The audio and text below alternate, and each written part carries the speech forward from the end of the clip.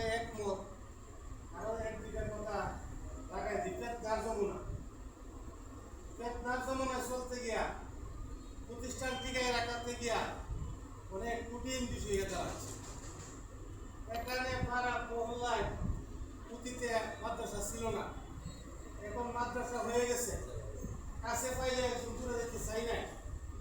ওইখানে আমি যেটা বুঝি পাইপ পুজো এলাকা বা শিল্পের মাদ্রাসাগুলো আছে, এগুলোতে পাইপ পুজো রাখা হয়। আর এর থেকে সিক্সের আমরা বলি আরবিতে কি ষষ্ঠম নাকি ষষ্ঠম শ্রেণী থেকে দাওরা পর্যন্ত সিদ্ধান্ত নেওয়া হয়।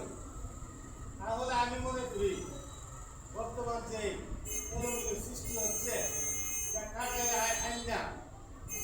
এই মাদ্রাসার বয়স 41, যারা নাকি আরো পরে মাদ্রাসা করছে তারা আমাদের চেয়ে উন্নত হয়ে গেছে।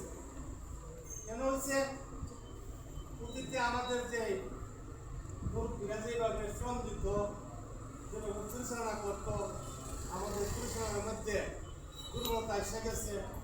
পাশাপাশি যে সবল করতে হলে এখন পুরা ইউনিয়ন মিলে 1-200 লোক দিয়ে একটা কমিটি করতে হবে। 2 নম্বরে পরিচালনা কমিটি করতে হবে। 3 নম্বরে বর্তমান যে কমিটি আছে এই কমিটি সংস্কার করতে হবে।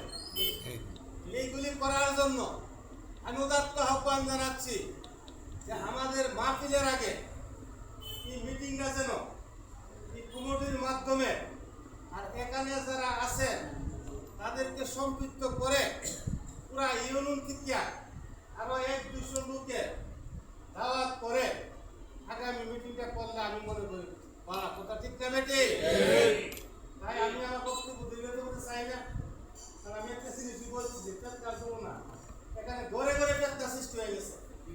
বাংলার মাটিতে মানুষ ধ্বংস হওয়া 1 নাম্বার হলো রাজনীতি কারণ। এই বাংলাদেশে 100 দল হচ্ছে, 199 নিয়ে আসছে, ঘরে ঘরে পেটকা চলে আসছে। আমি উপদেষ্টা মহোদয়কে বিজেত অনুরোধ জানাচ্ছি, সংস্কারের মধ্যে রাজনৈতিক সংস্কার আনুন। এতগুলা দল দিয়ে দেশ চলতে পারে না। পাশাপাশি আমরা যেন মতানৈক্য করলে এখানে বিশৃঙ্খলা সৃষ্টি হয়ে যাবে। এক পথে থাকতে হবে। মাদ্রাসা নিয়ে কোনো দল নাই।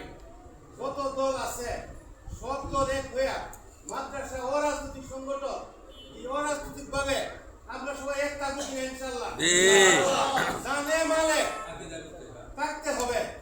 তাহলে আমরা আগামী কয়েক বছরের মধ্যে সুন্টা মাদ্রাসা যারা প্রতিষ্ঠিত করেছিল, এমদাদুল হক টেক্কাবাদী সাহেব, আমাদের হুজুর হুজুর সাহেব, আব্দুল আলী সাহেব, আরো যারা সব পুরা ইউনিয়ন সম্পৃক্ত ছিল, তাদেরকে আমরা স্মরণ করে ইজ্জত দিয়ে আগামী ভবিষ্যৎ চলার জন্য যার যা কিছু আছে তাই নিয়ে মাদ্রাসা অংশগ্রহণ করতে হবে।